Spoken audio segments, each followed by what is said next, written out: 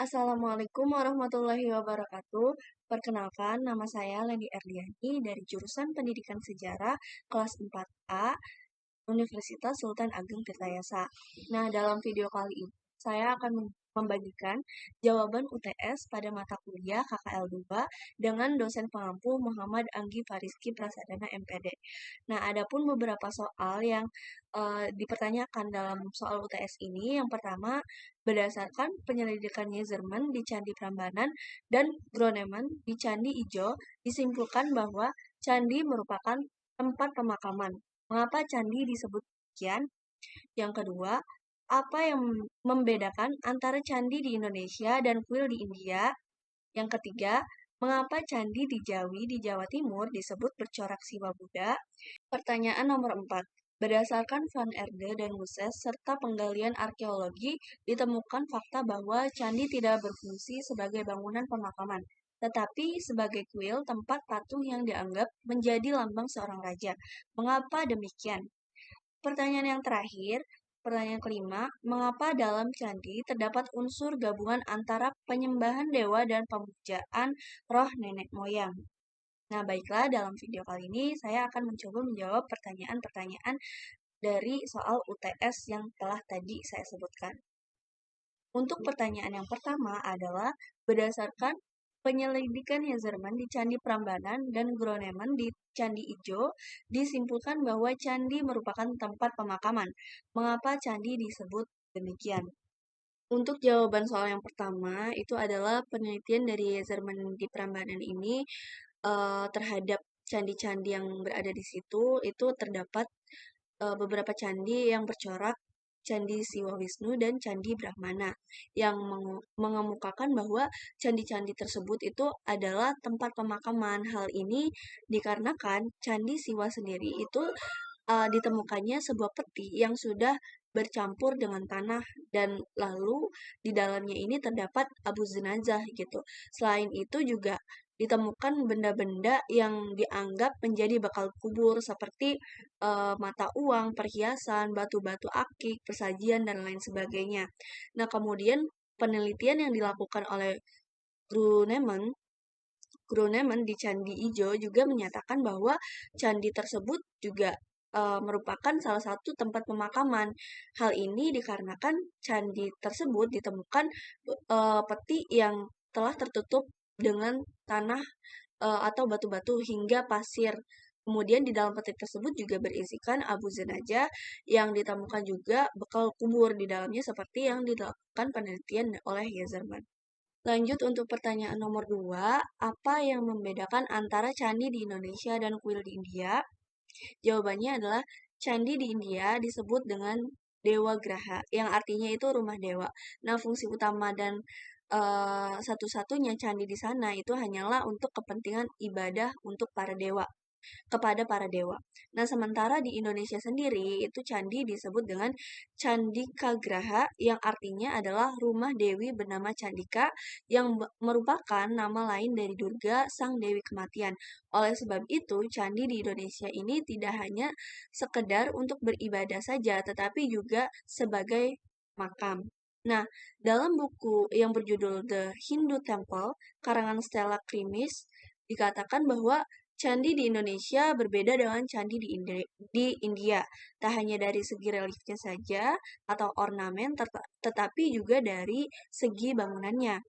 Nah, memang candi di Indonesia ini multifungsi, bahkan di luar konteks sesuai namanya, yakni Candika Graha, candi di Indonesia juga digunakan sebagai gapura, bahkan petiraan atau permandian. Nah, beberapa jurnal penelitian juga mengemukakan banyak pula gitu persamaan pola yang ditemukan di India maupun di Indonesia. Nah, hal ini menunjukkan adanya relasi atau hubungan timbal balik antara arsitektur India dengan Indonesia.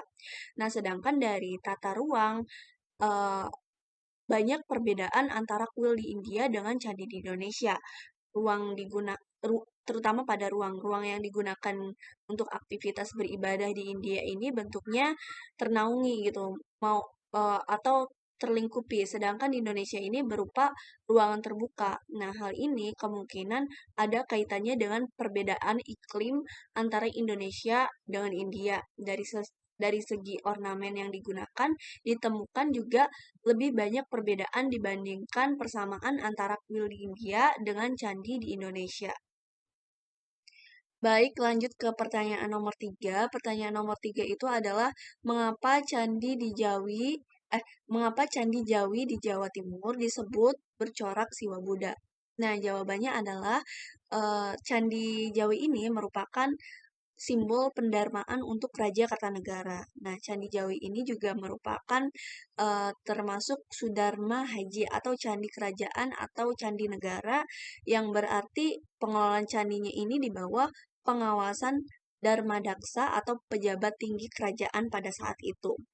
Nah, alasan lain yang digunakan mengapa Kartanegara juga membangun candi jauh dari pusat kerajaan Singasari, yaitu di Malang, itu berkaitan juga dengan kepercayaan yang dianut oleh raja tersebut, yaitu sinkretisme Siwa Buddha. Jadi, dapat disimpulkan bahwa Candi Jawi di Jawa Timur bercorak Siwa Buddha itu dikarenakan mengikuti ajaran yang dianut raja pada saat itu.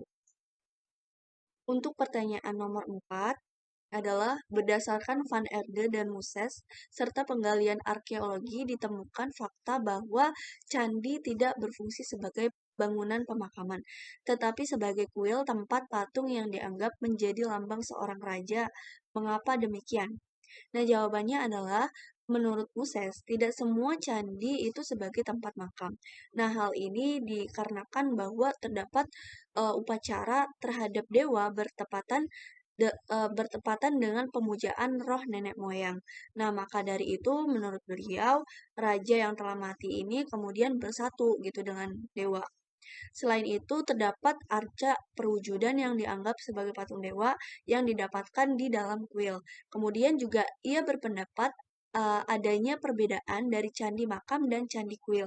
Ini dari segi relief-relief pada candi kuil ini terdapat uh, uh, pemujaan terhadap dewa dan raja yang telah mati, sedangkan pada relief candi makam tidak ada sama sekali. Untuk pertanyaan terakhir, pertanyaan nomor 5 adalah mengapa dalam candi terdapat unsur gabungan antara penyembahan dewa dan pemujaan roh nenek moyang. Nah, jawabannya adalah seperti yang tadi saya jelaskan di awal bahwasanya candi di Indonesia itu tidak hanya memiliki satu fungsi saja, melainkan multifungsi.